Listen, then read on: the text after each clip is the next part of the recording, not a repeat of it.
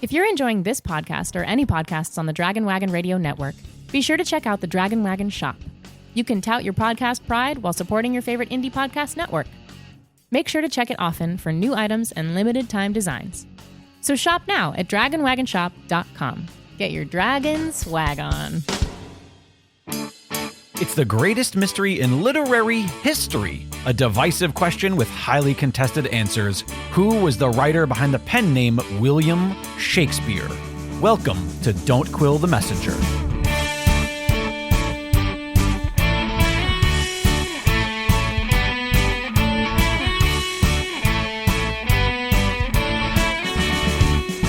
Here's your host, Stephen Sable. Welcome back, fellow Quillers, to another new, exciting episode of your favorite literary mystery podcast. In this episode, we will examine a slight bit of the massive evidence that has accumulated, mostly over the last century, that the author of Shakespeare's works was involved in Freemasonry. Having just come off of our very successful weekend-long event at the Guthrie Theater in Minneapolis, where we were able to successfully demonstrate the author's legal brilliance, it is fitting to do an episode such as this, which also provides the members of Freemasonry the evidence they need to claim Shakespeare as one of their own. Indeed, it is incredible to see how many men and women throughout history have demonstrated evidence of the author's erudition in so many areas of study and expertise. I mean, lawyers claim him, doctors claim him, botanists claim him, military historians claim him, Italians claim him, and yes, Freemasons claim him too. Now, if you do a search of YouTube videos on this subject, you'll find several decent segments out there touching on Shakespeare's connection to Freemasonry, and specifically Rosicrucian Freemasonry specifically. But the truth is that any of us who have investigated this connection are truly just attempting to reinvent the wheels that have been given us by scholars from ages past. There's nothing truly new about the evidence that I and others have to share with you on this subject. In true Shakespearean fashion, we are just stealing it from other sources and then putting our personal spin on it. Ironically, the man we owe most to with regards to this subject was not only a Freemason, but he was also a lawyer. So there you have it. So he saw Shakespeare as one of his own in two different, very specific ways. But he was a lawyer who investigated the details of the Shakespearean writings with both the analytical mind of a jurist and also the insider knowledge of a fellow of the Order of Freemasons. And his name was Alfred Dodd. Dodd is best known for his remarkable biography of Francis Bacon. And it's true that Dodd seems to believe that Bacon was responsible for the Shakespeare brand in some major fashion. Dodd's other famous work, however, is titled Shakespeare, Creator of Freemasonry. Now, the book was published in 1933 and is since out of print. There are some publishing houses out there that you can find that will find it, not necessarily find an original, but they'll find the archival text. They'll find photos of the pages, and they'll reprint it for you for a pricey fee. Trying to find an original is very difficult and can be very expensive. But the book examines several specific Shakespeare plays, the sonnets, specific images, dedications, and prefatory statements that Dodd believes are filled with Masonic symbolism and references. He laid the groundwork for everyone else who has come along since and said, oh, look at all of the Freemasonry symbolism in Shakespeare. And 90% of what you find out there all is owed to Dodd. It's actually Dodd's research, it's Dodd's findings, it's Dodd's writings that others since have literally, let's say, borrowed from in order to put out their own versions. his arguments are very strong, as one would expect from a trained lawyer. And though the book often refers to Shakespeare in the individual sense, it became obvious to me that Dodd believes the Shakespeare brand was created by a select group of men to help mask their group identity and keep their Masonic affiliation a secret. Dodd's peers at the time that he published the book referred to him as a merchant of light. It's kind of a cool compliment. I wish my peers would call me a merchant of light. And they say he reasoned within himself the little known and less understood facts concerning the life, character, and work of Francis Bacon, and judged it to be for the benefit of humanity and the after ages that men should become acquainted with his thoughts that had resolved for many years around our noblest Englishman, the Prince of Poets, the most illustrious philosopher, the wisest of ethical teachers, the greatest genius ever born to the human race. Yep, sounds like some Baconians to me. There's also some evidence, though, that Dodd, as well as his fellow Masons, believed that Francis Bacon was a true-born son of Elizabeth Tudor. Sound familiar? Why is it that all of the most prominent authorship candidates for Shakespeare have some sort of potential to have Tudor blood flowing through their veins? I think that's a really interesting thing that's been coming more and more to light. Anyway, we're not here to talk about that today. I just wanted to make that point so that you know that this particular area of study just sort of went down that similar path that we find in Oxfordianism and that we find with regards to the Earl of Southampton. And so, Elizabeth is connected in a giant way. Well, that makes total sense because in my mind, a lot of these plays were written for an audience of one. They were written for the queen first, the court second, sometimes the inns of court, sometimes graduates of a university or students of a university preparing for graduation, long before they were ever presented for public enjoyment. And some of them maybe never were presented for public enjoyment until modern times. In the preface to his biography of Bacon, Dodd wrote this: "He was born for England to set the land he loved on new lines, to be a servant to posterity, to quote his own words, and the revelation of his stupendous labors, overlooked by his compatriots, is long overdue. Deny him as we will, we cannot cast him out. His mind has passed into our minds, his soul into our soul. We are part of him. We absorb his thoughts in the secret lodge, on the stage, in our laboratories, in the halls of learning, in quotations daily, in the public press, and in our private studies, as inseparable as the salt from the sea. If he be a rogue and a cheat, then it is most true that we have taken a rogue and a cheat to be our exemplar.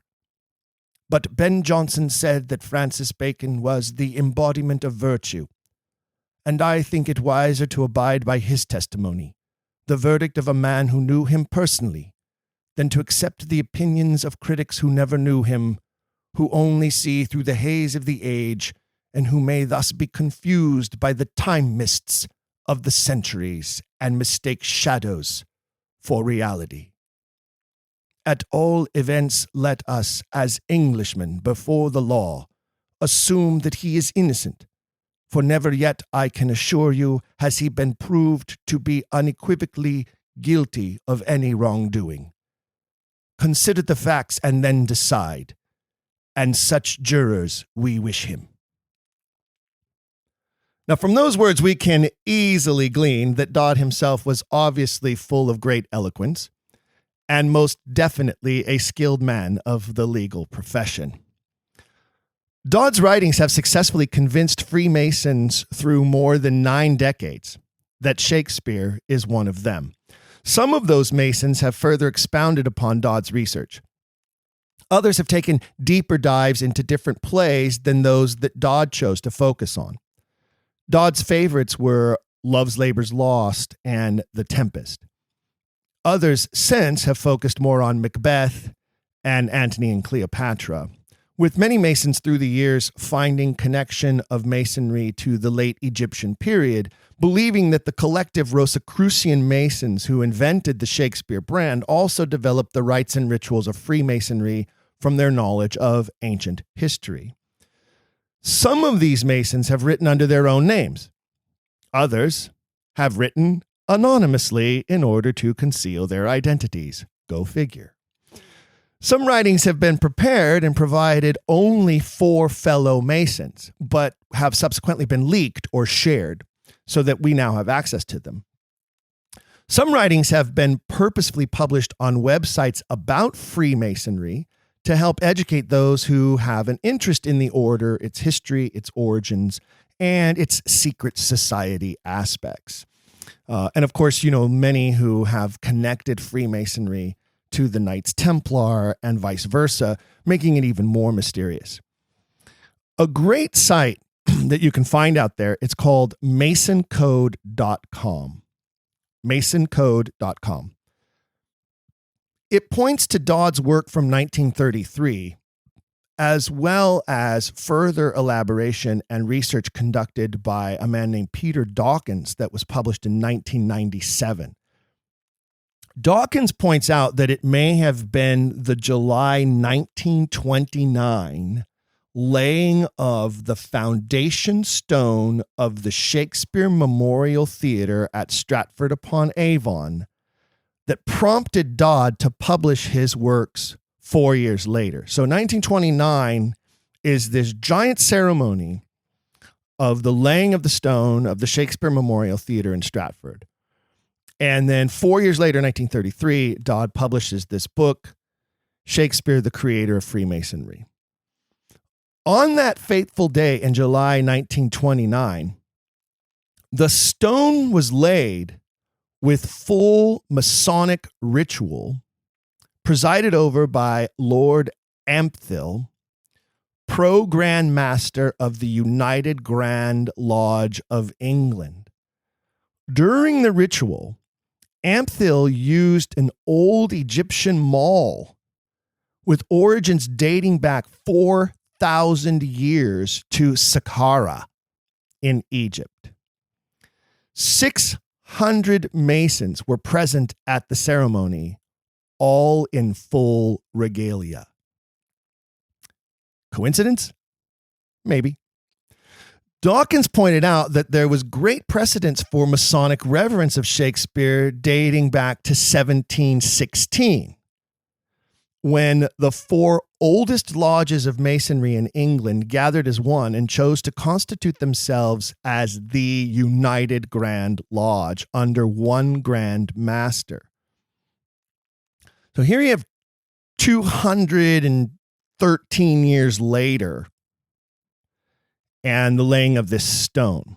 But in 1716, when these 4 oldest lodges all unite to form the United Grand Lodge of England, it revived the long tradition of what was called the Quarterly Communication, a series of publications for Freemasons, sort of like a quarterly newsletter, I guess.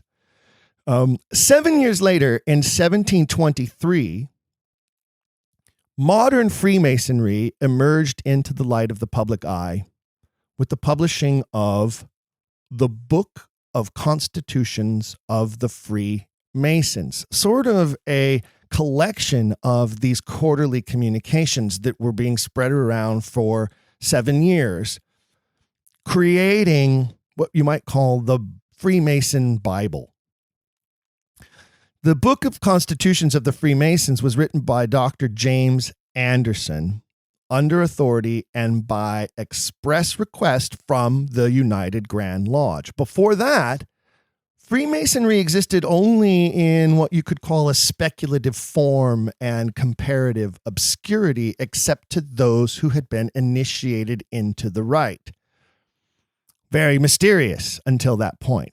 And it seems like Anderson and his fellows of the order were trying to share enough about this secret society so as to dismiss some of the suspicion and fear that surrounded its existence now that it was known and talked about, but not truly known. And there was a lot of misinformation going around at the time, and they wanted to sort of set the record straight.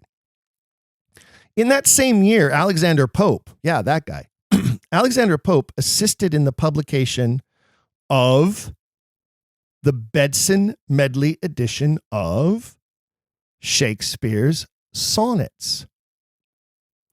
The title page headpiece of that edition of the Sonnets depicts the symbols of the higher Templar and Christian degrees of Freemasonry that culminate in the 33rd degree.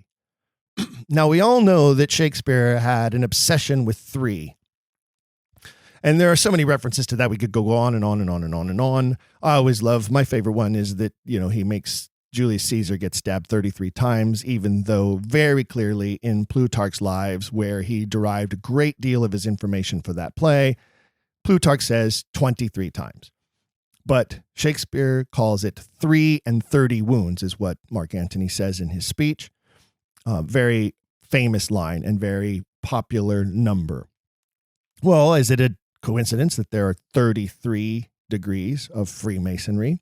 Is it a coincidence that the Book of Constitutions of the Freemasons is published in the exact same year that Alexander Pope assists with the publication of the Bedson Medley edition of Shakespeare's Sonnets? Now, keep in mind, that is only 12 years after the discovery of the first copy of Shakespeare's Sonnets never before imprinted. The first copy of the Sonnets, which were published in 1609, but hidden underground until 1711. 12 years later, it is Masons who reprint that book of sonnets, and they put their emblem upon it. That's pretty incredible. What's also incredible to note is that 1723 is the 100-year anniversary of the publication of the first folio of Shakespeare's plays.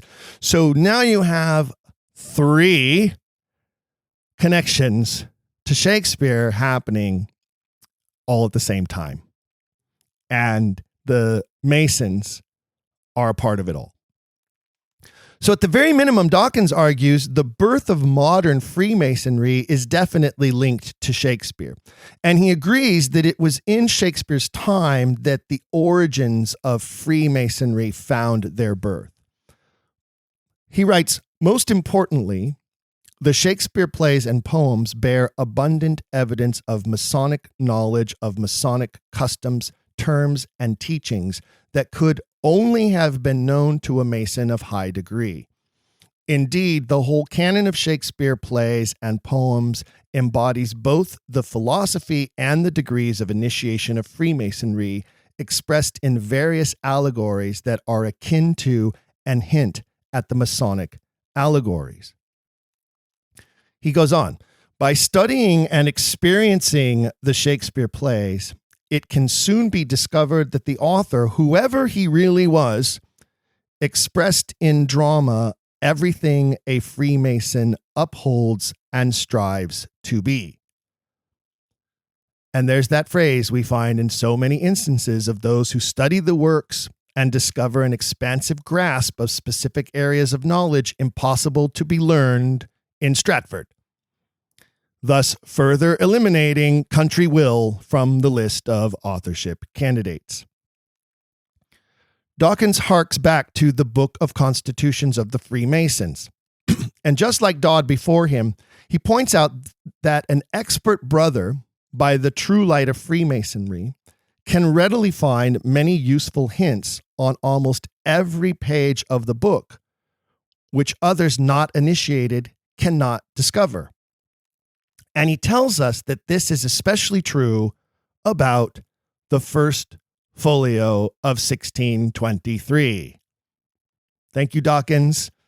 And again, you can find his research. It dates back to 1997. He says it begins with the dedication right from the start. To the most noble and incomparable pair of brethren, William, Earl of Pembroke, Philip, Earl of Montgomery. We're all very familiar with the dedication. But Dawkins points out that this is a very unusual way to address two noblemen. However, it is a very fitting way to address two high-ranking Freemasons or brethren of the order. Also, the reference to Shakespeare as so worthy a friend and fellow, and that the most, though meanest of things are made precious when they are dedicated to temples, are also Masonic references. These are similar references and symbols that Dawkins and others before and after have pointed to with regards to the Shakespeare Memorial at Westminster Abbey. These cats knew way back then they were a part of it, and it's been a part of Masonic tradition to recognize that statue as having Masonic references embedded into its art. The crossed legs, the pointing finger at the word temple, those are all clues that the Masons have long held that Shakespeare was one of their own. And some have believed for many decades that the Masons themselves, including that incomparable pair of brethren, have been the stewards of the Shakespeare manuscripts for more than 4 centuries. It turns out that none of this is very new at all to those who have been in the initiate. Alexander Pope knew it, Anderson knew it, Dodd knew it, Dawkins knew it. I'm not some brilliant scholar who has pieced this all together for you. Countless Freemasons over the centuries have actually shared this information. You just have to know where to find their writings. Though it is out of print, as I mentioned, you can still find Dodd's 1933 book free online.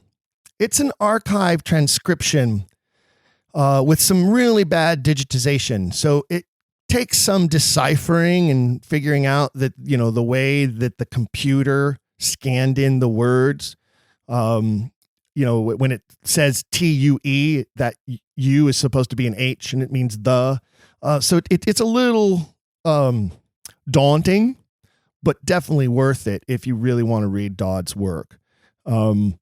And so with some effort, it can be deciphered, and much of it can be read very easily. And there you'll find his analysis of the Masonic references that he finds most striking.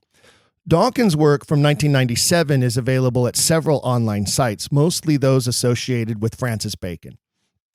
And I'll place some links in a few posts on our Patreon page to accompany this episode so that you can visit the actual texts for yourself if you wish to.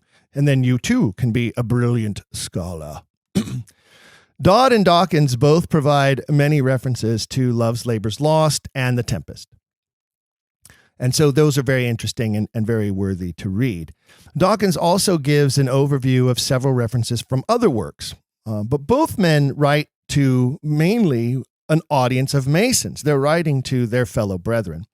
So for the uninitiated, some of those references require further explanation and are not necessarily so clear to us. But there is a site called henrymakow.com, and that's HENRYMAKOW,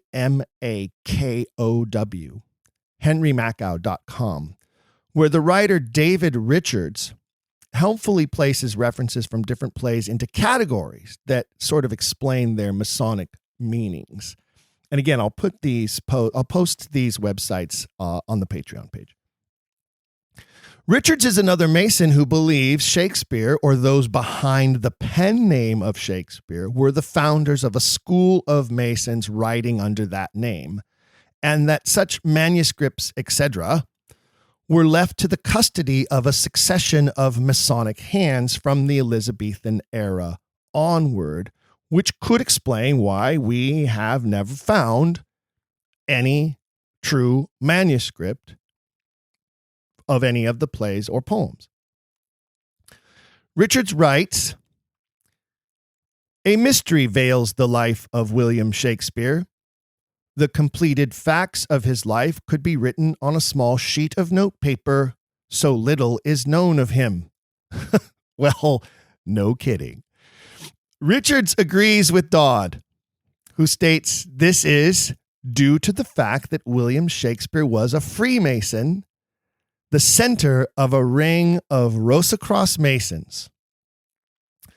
For Dodd, the complete disappearance of any and all handwritten manuscripts, writings, letters, notes connected to or in the script of anyone named William Shakespeare is too complete to be natural, and therefore must be evidence of planned secrecy, the likes of which only early Masons could have helped to orchestrate. Like Dodd, Richards points to the 1623 folio describing the author as a worthy fellow, and also loves the urging of the reader to read him again and again so that he is not misunderstood. We all are very familiar with that direction in the beginning of the folio to the reader. Dodd then explains in 1933 in his publication that the term fellow was used in medieval times to signify particularly one who was a Mason. It is still used in Masonry today to signify the same thing, a Mason of a certain degree. And Dodd's 1933 book clearly points out to secret signs and signals, cover words that look innocent, and double meaning phraseology. These messages are veiled, yet clear enough to be understood by Masons, he says. Such Masonic fragments would necessarily be embodied in the plays in such a manner as to arouse no suspicion. Yet they ought to be plain enough to be recognized when taken out of their hiding places by the discerning reader or initiated fellow Mason. And Richards breaks some of those down for us through a parsing of Dodd's writings from 1933.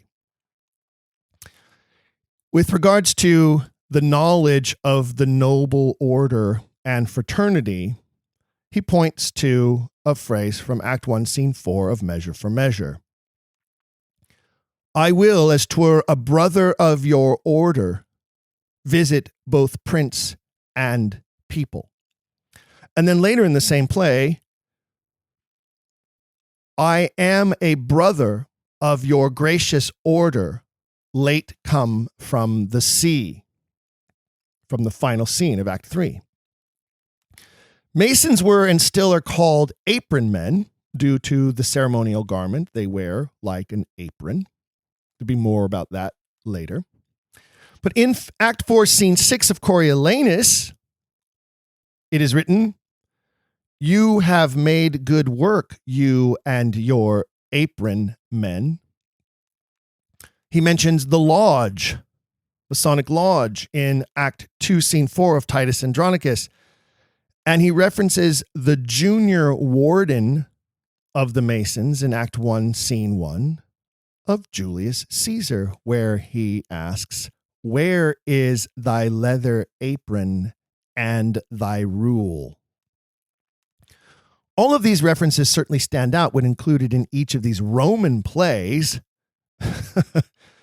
But to the initiated Mason, they hearken back even further to the believed ancient origins of Freemasonry dating back to Egypt.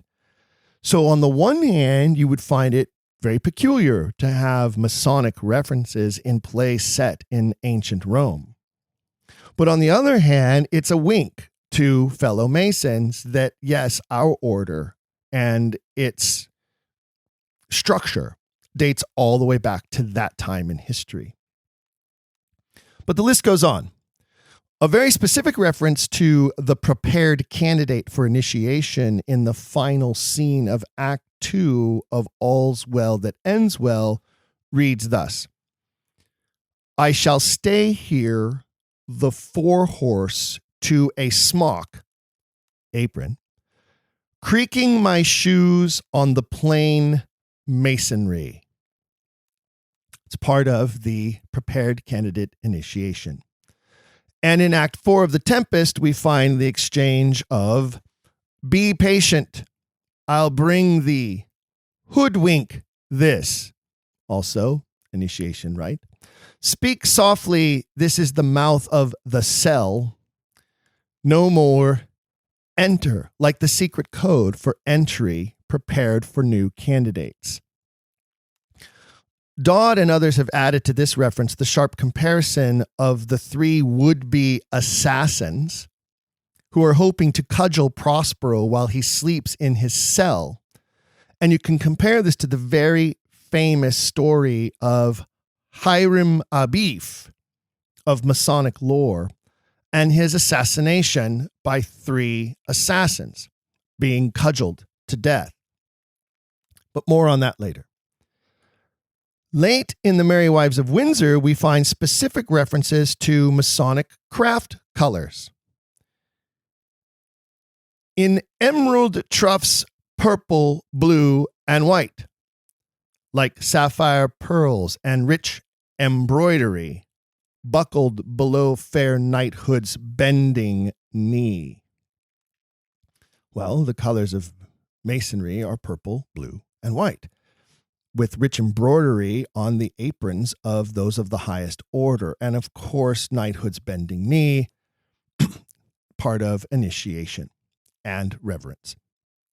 In King John, we find reference to the secret greeting and handshake, and it's referred to as the whispered word and grip.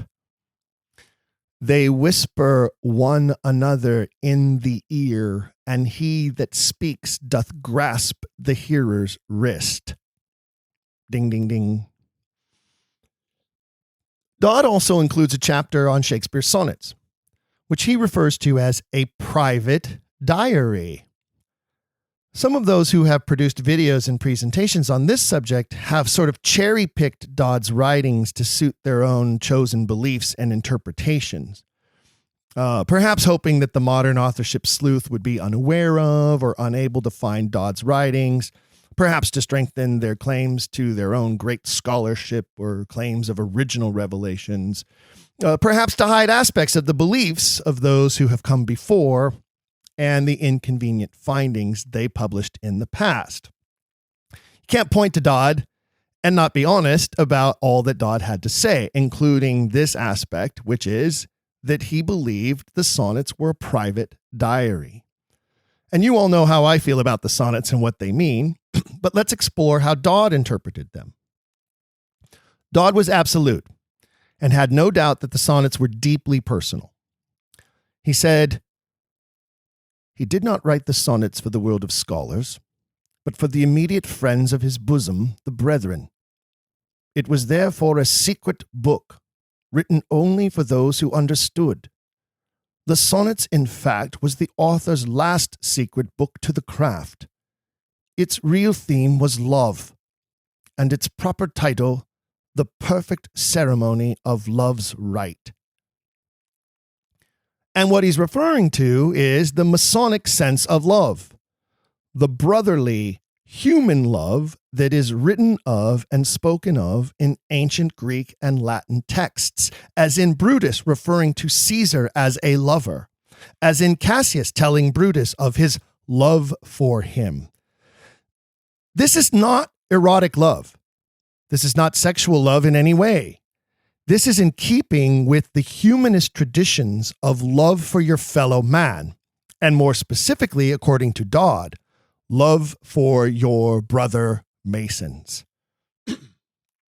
Richards points out that there are numerous examples of Masonic messaging encoded in the sonnets. But he says the most arresting example is in Sonnet 52, which Dodd renames in his book, and he calls it the worshipful Grand Master in the rich joy of meeting in secret lodge. And here it is. So am I as the rich whose blessed key can bring him to his sweet uplocked treasure, the which he will not every hour survey, for blunting the fine point of seldom pleasure. Therefore are feasts so solemn and so rare, since seldom coming is the long year set, like stones of worth they thinly placed are, or captain jewels in the carcanet. So is the time that keeps you as my chest, or as the wardrobe which the robe doth hide, to make some special instant special blessed, by new unfolding his imprisoned pride. Blessed are you whose worthiness gives scope, being had to triumph, being lacked to hope. Now, a carcanet is an ornamental chain, a collar or a necklace, usually gold with jewels. And Dodd states that this word is particularly applicable to the Masonic collars and jewels of office. Now, you know, those of us who believe that the sonnets are a depiction of the time that Southampton spends in the Tower. And if you look at the symbolism in that same sonnet that I just read to you, Sonnet 52, you can find plenty of symbolism there about being imprisoned and being hidden away and triumph lacking hope, a prince not being recognized as a king. But you can also find, as Dodd points out, this Masonic layer on top of that. And he writes, to the uninitiated, the poem may well be incomprehensible. To the initiated, it takes the novitiate from outside the door to the lodge, to the final addresses, to the newly installed master and the brethren. No one but a mason familiar with the workings of present-day craft masonry, the ritual and the charges, could possibly have written it. I believe it also asks those brethren who read it to be particularly empathetic with the plight of the young Earl of Southampton, and I believe the sonnet's publication in 1609 was meant to be a last-ditch effort to rally support behind the young Earl to claim the throne of England. Thus, the government's complete suppression of the publication and the underground hiding of the publication for the next 102 years until 1711, when the first printed copy was ever discovered. Who was able to successfully hide and keep pristine an exact number of 13 copies that have only been discovered so far through the ages. Who could have done that? Perhaps only the Masons could have accomplished such a feat. Dodd and Dawkins and Richards and others all acknowledge that not every reference is beyond dispute. I commend them for that. They don't speak in absolutes very often in their writings, but they do all point to what they feel are enough references to prove, as Dodd the lawyer said, beyond a doubt, that the author of the works was intimately familiar with Freemasonry on every level. Richards goes on to theorize that the entire purpose of the plays of Shakespeare was to create a standardized English language as part of the effort to unite the British Empire. He notes, as many of us have, that the King James Bible was published a little more than a decade before the 1623 folio, and is also credited with helping to standardize the English language. Between the widespread distribution of the King James Bible and the widespread performance of Shakespeare's plays, the two became the perfect outreach program for spreading a standardized language throughout the country. Meanwhile, back at masoncode.com, an anonymous writer there has taken a deep dive into the Masonic references and symbolism found in Antony and Cleopatra, further illuminating the belief that Freemasonry finds its true origins in ancient Egypt, and that the bard was fully aware of this. Dodd does include some references in his 1933 book, but Mason Code Man, that's what I'll call him since he's anonymous. Mason Code Man, he's my new superhero. Mason Code Man goes much deeper. He spells out connections to the Mason's Royal Arch degree, which I have no idea what that is, but I know a little bit about it from doing this research now and reading Dawkins and Dodd and Anderson and Mason Code Man. He specifically references the way the bard handles Cleopatra's death as a parallel to an ancient mystic rite and alchemical transformation. And it is indeed interesting that Cleopatra's death is, again, a great straying from Plutarch or any other historical account that we have. And not only straying, but in a very interesting sense that a clown is used to deliver the means of death. This clown who delivers the asp and refers to it as a worm wishes Cleopatra much joy of the worm he brings her. In connection with Scottish rites, the copper tubing used to transform malted barley into Scotch whiskey is called the worm. And many a good Scotch has provided much joy of the worm. Is Shakespeare here alluding to the idea that perhaps Cleopatra did not actually die from the sting of an asp, but drank a poison mixed in an alcoholic elixir, thus creating an alchemical transformation from life to the afterlife? And of course, pyramids are very sacred to the Masons as temples of initiation, and it appears that Cleopatra's death is more of an initiation ceremony being conducted inside a temple, where she undergoes an alchemical transformation from uninitiated to initiated, perhaps even in a pyramid. And of course, just as you can find in many of the plays, there are also countless references to Masonic terms and tools within the text of Antony and Cleopatra. Mechanic slaves, such as carpenters and stonemasons. The text reads, mechanic slaves with greasy aprons, rules, and hammers. Well, the ceremonial dress of a Freemason includes an apron worn over the loins, and it is known as greasy because it's traditionally made out of lambskin and therefore filled with lanolin. The 24-inch rule and the hammer or gavel are the two tools allocated to the first degree of Masonry, the entered apprentice. The first signifies the measure of time, and the second is effectively a tau cross, like the Greek letter tau, also known as the cross of Saint Anthony of Egypt.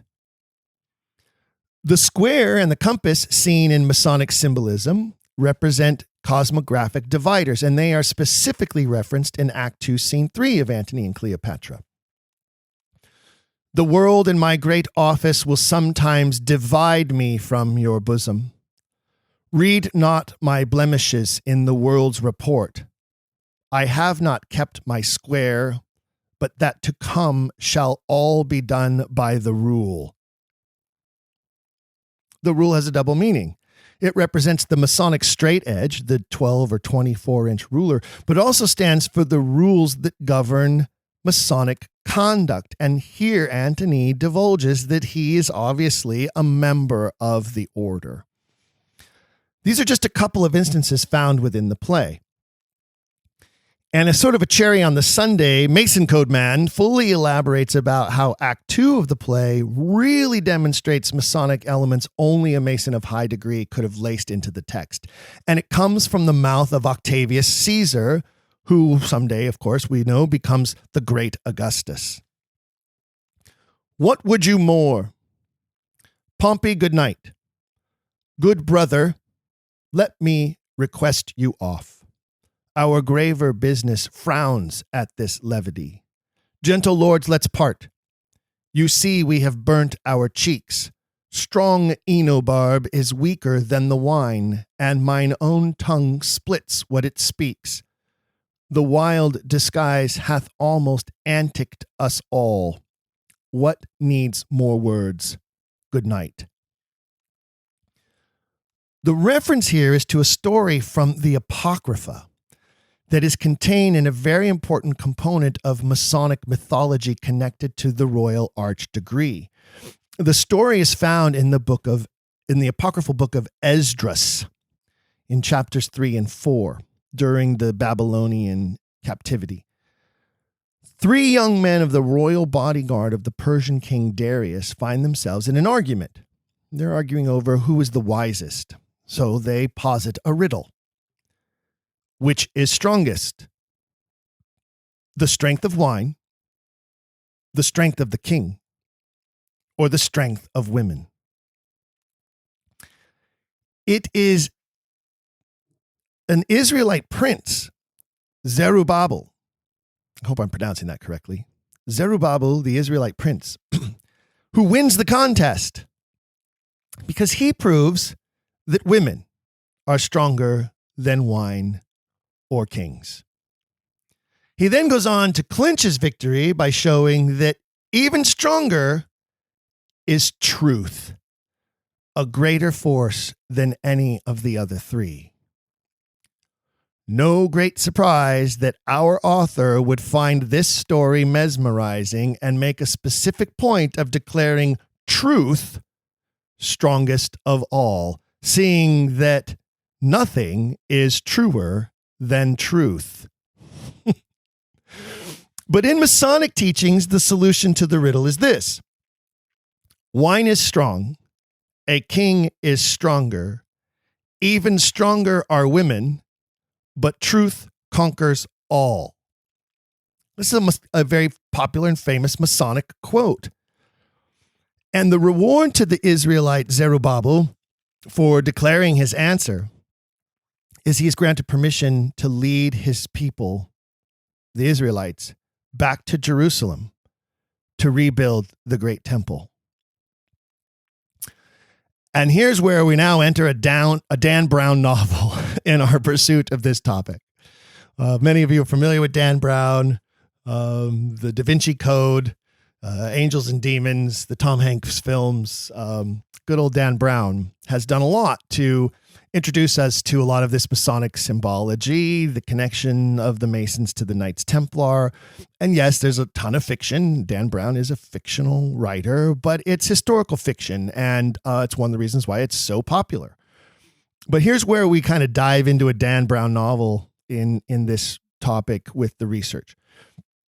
Because the earliest known Masonic context for this reference, wine is strong, a king is stronger, even stronger are women, but truth conquers all, can be found in the fabric of Rosslyn Chapel near Edinburgh, Scotland. You know, the very strange chapel built by William St. Clare sometime between 1441 and 1488 that was made very famous by author Dan Brown. The building is so strange because it doesn't really look like a traditional church. And from the outside, it almost looks unfinished. Yet inside the building is a treasure trove of symbolism, much of it connected to Masonic ritual, where Brown received a lot of his inspiration, obviously, for his books. There is a hoodwinked apprentice undergoing initiation, complete with a cable tow around his neck, kneeling down and holding a Bible. There is the murdered Master Mason, Hiram Abif, slain by his 3 assassins, his final fatal wound depicted above his right eye. The 2 ornate pillars of the temple, Boaz and Hakin. But the only written inscription in the entire building contemporaneous with its 15th century construction is the Latin version of the quote from Esdras. Forte est vinum, fortier est rex, fortiores sunt mulieres, super omnia vincit veritas. My Latin's not great, but I'll repeat it in English. Wine is strong. A king is stronger. Even stronger are women. But truth conquers all. Veritas. Super omnia vincit veritas. Veritas. The building's strange design is thought to be intended as a small-scale replica of King Herod's Jerusalem temple, thus completing the connection. So here we have this very specific quote from the Apocrypha of the early 1st or 2nd century Gnostics that is integral to an aspect of ritual of the highest order of Freemasons, undeniably tied to them through the centuries, and now appearing in Antony and Cleopatra. When Caesar says, "Mine own tongue splits what it speaks," well, we know he who speaks with forked tongue, the tongue of the serpent, such as Lucifer in the Garden of Eden, is not speaking the truth. So in other words, the truth is stronger than the king, Caesar. Then there's reference to the conquering wine, as it conquers Enobarbus, as well as much discussion about the strength and truthfulness of women that appears in the play. All men's faces are true, whatsoever their hands are. But there is never a fair woman has a true face. No slander, they steal hearts.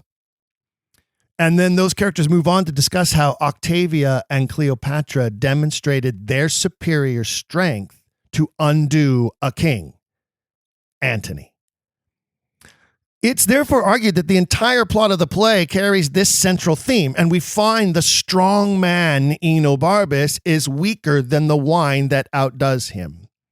The truth is stronger than Caesar, who uses a form of deception and the power of these women to bring Antony to ruin through his own love, lust, and ambition for women.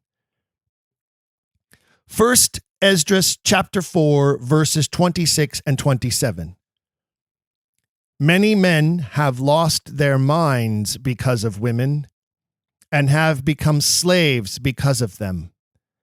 Many have perished or stumbled or sinned because of women.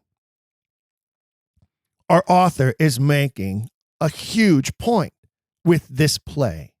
He's using Masonic teachings and symbolism to highlight that point. And the entire point is the theme. And the entire theme is that quote. Not the quote I just gave you, the Masonic quote, the one found in Latin in the Rosslyn Chapel. Wine is strong. A king is stronger. Even stronger are women. But truth conquers all. And if you doubt it, take a look at how the play begins. In the beginning of Act 1, Scene 1. Nay, but this dotage of our generals o'erflows the measure. Those his goodly eyes that o'er the files and musters of the war have glowed like plated Mars now bend, now turn the office and devotion of their view upon a tawny front. His captain's heart, which in the scuffles of great fights have burst the buckles on his breast, reneges all temper, and is become the bellows and the fan to cool a gypsy's lust. Look where they come. Take but good note, and you shall see in him the triple pillar of the world, transferred into a strumpet's fool. Behold and see. If that doesn't echo Esdras chapter 4, many men have lost their minds because of women and have become slaves because of them. Many have perished or stumbled or sinned because of women. What woman are we talking about? Well, most of us believe Cleopatra is Queen Elizabeth. How many men did she undo? Plenty. Did she undo our author? Well, of course, Oxfordians say yes, absolutely. Is this his condemnation of himself and her and their great love affair? I would say yes. But to add to this, to finalize the dot on the exclamation point, it's Cleopatra's seductive power that is eventually toppled by the power of truth. To complete the phrase, to complete the quote through the theme of the play. She chooses to flee the world through her suicide rather than face the truth of her impending captivity, parading through the streets of Rome and becoming a spoil of war, now conquered. And so then truth becomes the bellows and the fan to a gypsy's lust. Beautiful, isn't it? So to complete the connection, her death then takes place within an Egyptian monument, a temple of sorts, serving as a double connection of Masonic ritual and its Egyptian origins. Mason Code Man provides another very interesting connection of the play to an early 2nd century Gnostic poem, which I won't go into here, but as I mentioned, I will place some links on our Patreon page. So if you want to read the research and further deep dive into this aspect of the authorship mystery, you can do that. And also seek further the connection between Shakespeare and Gnosticism, which should be an episode for another day. The connection between Freemasonry and Gnostic tradition cannot be doubted. And in fact, General Albert Pike, a famous 19th century reformer of the Masonic order, the Scottish Rite, known here in the United States, once said, Gnosticism is the soul and marrow of Freemasonry. And it would appear that Freemasonry runs through the marrow of the structure of the works of Shakespeare, which I believe and agree with many is just another layer of proof that the majority of the Shakespeare plays were first written not for a public audience of groundlings, but for a courtly audience of nobles, trained lawyers, university graduates, and as it would appear, fellows of the order of Freemasonry. I hope you have found this topic to be as fascinating as I have. And I want to thank our friend John Anthony for suggesting I take this dive into the work of Alfred Dodd, which then led me to others such as Anderson, Dawkins, and our friend Mason Code Man. And remember, you too can send me your ideas, suggestions, and comments by just writing an email to contact@don'tquillthepodcast.com.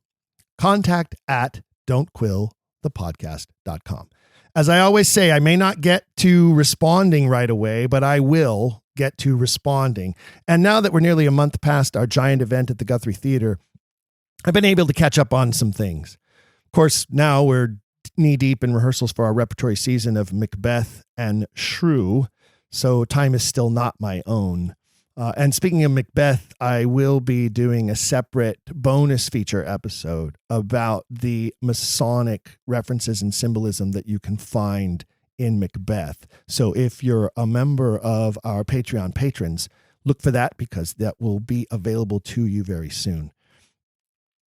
If any of you happen to be in Southern Oregon during the month of June, come and see us. Come see our Shakespeare in the Vines at the beautiful Walport Family Cellars. And if you reach out to me, I have a special connection with some local hoteliers, and I can help you find arrangements for where to stay. If you've ever been interested in visiting beautiful Southern Oregon and the fabulous Applegate wine region, let me know. And you can find all the details about that at roguevalleyshakespeare.com. roguevalleyshakespeare.com. Before we wrap up, I want to thank all of you who attended the event in Minneapolis and all of you who continue to support the program from wherever you are. Truly, this podcast series isn't anything without all of you. So don't forget to also give us a rate and a review at your favorite streaming service. Share the podcast with others. Visit our social media sites to stay informed, or even better, join our email subscriber list right from the homepage of our website. If you join that list, you'll receive our monthly email newsletter. It does only go out once a month, and we do not share our list or sell our list to anyone. We will not spam you. You will not receive any other stuff from us. You'll only get that monthly newsletter, which just kind of informs you about things happening with the podcast, upcoming episodes, when bonus features are available, etc. So you can join that email subscriber list right from the homepage of our website. Just click on the subscribe button. Don'tQuillThePodcast.com, of course, is the home for all things Quiller in nature. Don'tQuillThePodcast.com. And now, without further ado, it is time to spin the wheel of destiny to determine this month's Quiller of the Month. And here to do so is our very own producer, Jake. Thank you, Stephen, and hello, Quillers.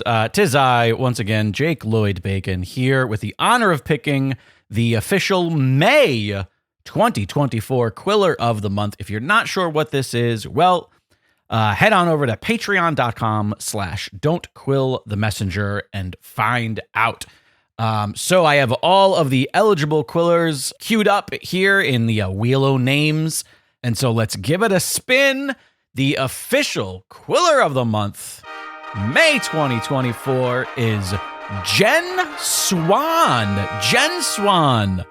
Congrats to you. I think this might be Jen S. I think maybe they just changed their name on Patreon. If it is Jen S, then this is probably, I think, her third time being Quiller of the Month, which just goes to show you there's no limit to how many times you can win. As long as you are an appropriate tier Quiller, you are entered into the monthly contest. Congrats, Jen. Keep your eye on your email. Figure out how you can snag your prize. Thanks to each and every one of you for continued support of the program. Back to you, Stephen. Thank you so much, Jake. And congratulations to our May winner. And congratulations to all of you for being a part of this great Quiller nation that we have grown and developed over the last 5.5 years. Thank you for listening. Thank you for indulging us on these deep dives and these longer episodes. I hope you enjoy them. And until next time, keep asking questions. If you've enjoyed today's episode, please leave a rating and review in your podcast player. For even more, visit our website, don'tquillthepodcast.com. There you can find official merchandise in our shop, as well as a link to our Patreon. This show is made possible by people like you. We hope you'll consider showing your support by becoming a monthly patron, where you'll receive bonus material and tons of exclusive perks.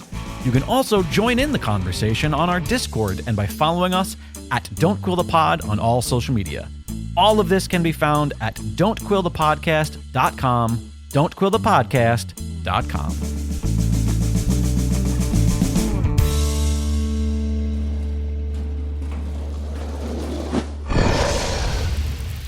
It's Dragon Wagon.